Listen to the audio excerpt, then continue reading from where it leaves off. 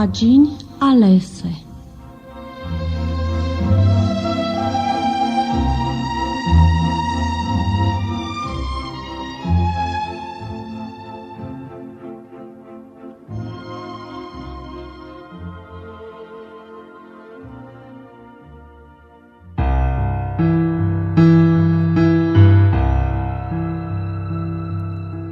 Jessica fuge de un trecut misterios, dar poate ea să se ascundă de dragoste?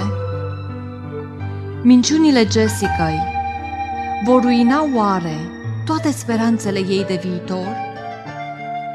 Ori poate ea să găsească o pace mai adâncă ce o va împiedica să aibă secrete față de cei care o iubesc cel mai mult? Descoperiți toate acestea în Secrete, o povestire creștină contemporană de dragoste, scrisă de renumita autoare Robin Jones Goon.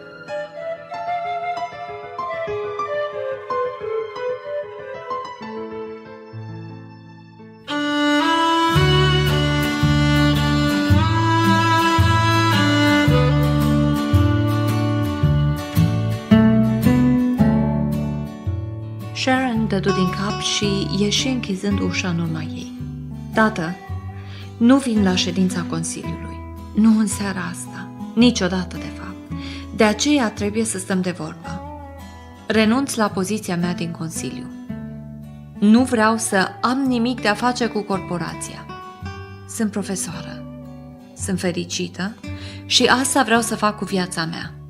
Jessica vorbi repede, știind că el o va bombarda cu argumente și acuzații în momentul în care se va opri să-și tragă sufletul. Fu șocată să vadă că el nu spuse nimic. Haide, stai jos. Harold arătă spre canapea, înmuindu-și vocea. Jessica refuză să se așeze, refuză să se lase înduplecată de modul blând prin care tatăl ei știa să manipuleze zecile de clienți înainte de închiderea unei tranzacții. Nu te superi dacă eu mă așez, nu-i așa? Nu în fiecare zi se întâmplă ca fiica unui om să intre în biroul acestuia după ce a dispărut timp de 54 de zile.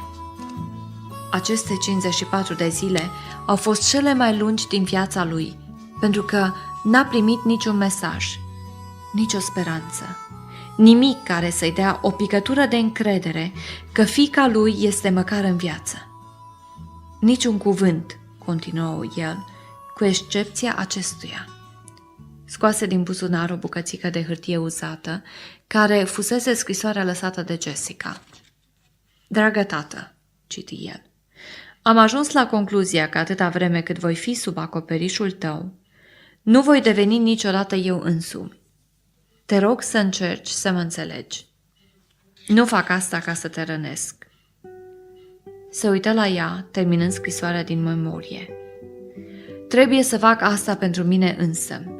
Te rog, nu încerca să mă găsești. Cu drag, Jessica. Se așeză din nou pe canapea. Se uită la ea cu o expresie care putea exprima durere. Jessica nu era sigură, căci nu mai văzuse acea expresie pe fața lui până atunci. Tată, te rog să mă înțelegi. Ce am scris acolo este adevărat. Atâta vreme cât voi fi sub acoperișul tău, voi fi întotdeauna fetița ta. Nu voi fi în stare să gândesc pentru mine, să mă maturizez sau să fiu persoana care vreau să fiu. Jessica se așeză pe canapea lângă tatăl ei. Ar fi vrut să ia mâinile între ale ei, dar el nu fusese niciodată genul acela de tată. Chiar și acum stătea drept și rigid. Cred ceea ce am scris, tată. Nu fac asta ca să te rănesc. O fac pentru că trebuie să o fac pentru mine. Poți oare să mă înțelegi? Tatăl ei stătea fără să se miște, studiind-o pe Jessica. Poți avea orice dorești aici. De ce nu-ți ajunge? De ce ți-ai bătut joc de mine dispărând? Am angajat detectivi particulari, cei mai buni. Săptămână după săptămână au venit la mine fără niciun rezultat. Ai idee ce mi-ai făcut? Pentru prima dată, ea a văzut punctul de vedere al tatălui ei și se simți prost. Îmi pare rău, tată. N-am avut de ales. A trebuit să dispar pentru că, altfel, n-aș fi avut suficientă putere ca să plec. De ce? Ai fi putut să-mi spui că vrei să lucrezi ca profesoară. Te-aș fi lăsat. Am fost de acord să mergi la Oxford, nu? Jessica dădu din cap. Nu-ți dai seama? Nu vreau să-mi petrec restul vieții cerșindu-mi libertatea și așteptând până mă vei lăsa să merg unde vreau să merg sau să fac ce vreau să fac. Și nici măcar n-am avut propria mea viață, cu Ruben urmărindu-mă oriunde mă duceam. Ce nu ți-a plăcut la Ruben? A fost cel mai bun bodyguard din personalul meu. Am crezut că îți place de el. Sigur că mi-a plăcut Ruben. Ce nu mi-ar fi plăcut a fost să fiu în permanență privită și urmărită. Am știut că atâta vreme cât voi fi sub controlul tău și dependentă de banii tăi, va fi întotdeauna un Ruben sau altcineva care să-ți raporteze tot ce fac. Nu vreau să trăiesc așa. Trebuia să pornesc de la început pe propriile mele puteri, fără cineva care să mă controleze. Așteptă reacția lui, pentru că el nu răspunse, i-a dorit să fie sigură că înțelege atitudinea. Trebuie să știi, zise Jessica, aprinzând curaj, că stau aici doar până duminică.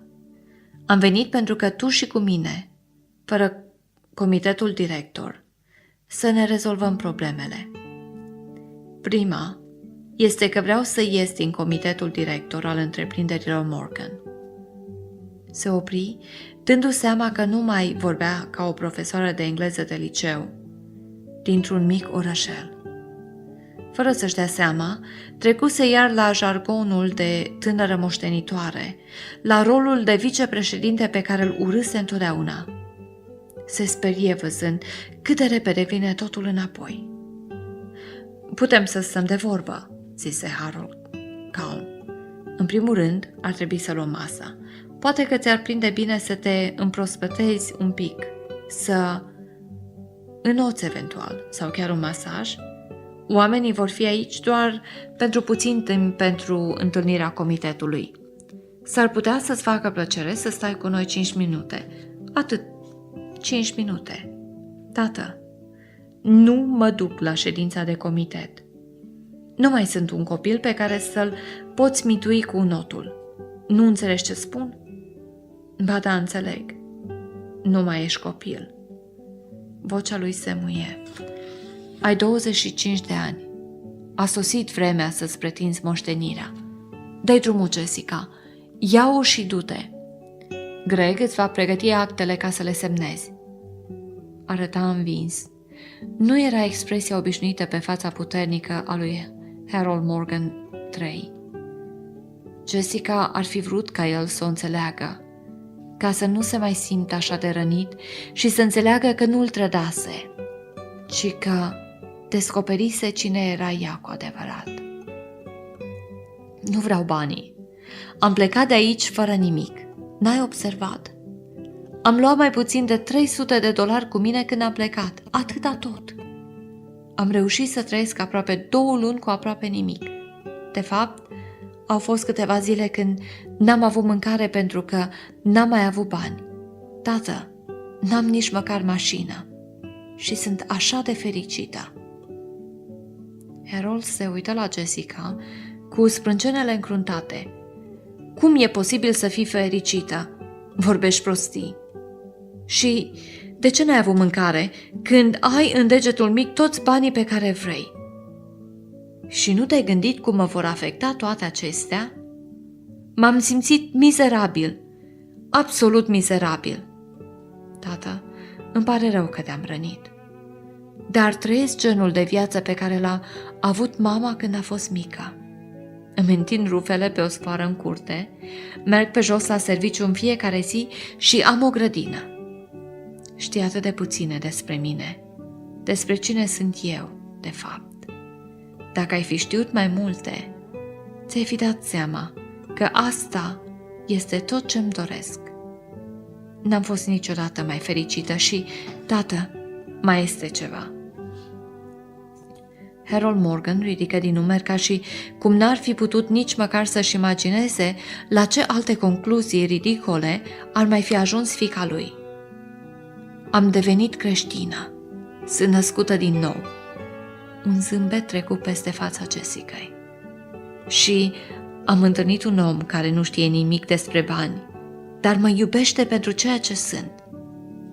Doar pentru ceea ce sunt. Poți să-ți imaginezi una ca asta? Harold se uita la Jessica, de parcă n-ar fi văzut-o niciodată până atunci. Vorbești ca o femeie nebună. Ce-ai făcut? Ai fost răpită de vreun cult maniac și i-ai lăsat să-ți spele creierul? Au un lider, nu-i așa? El te-a trimis aici după banii mei. Despre asta e vorba, nu-i așa? Ușa biroului se deschise brusc și avocatul energic, în vârstă de 52 de ani al tatălui ei, intră în încăpere, având geantă diplomat și cravată de jurat. Jessica! Își arăcă geanta și își deschise brațele ca să primească îmbrățișarea ei. O adorase de când fusese doar un copil. Jessica învățase să meargă la Greg Fletcher, mai degrabă decât la tatăl ei ca să fie îmbrățișată. Dacă i-ar fi avut o altă fire, probabil că s-ar fi încurcat cu el în timpul colegiului. Însă nimic de acest gen nu s-a întâmplat și ea încă se considera nepoata lui Greg.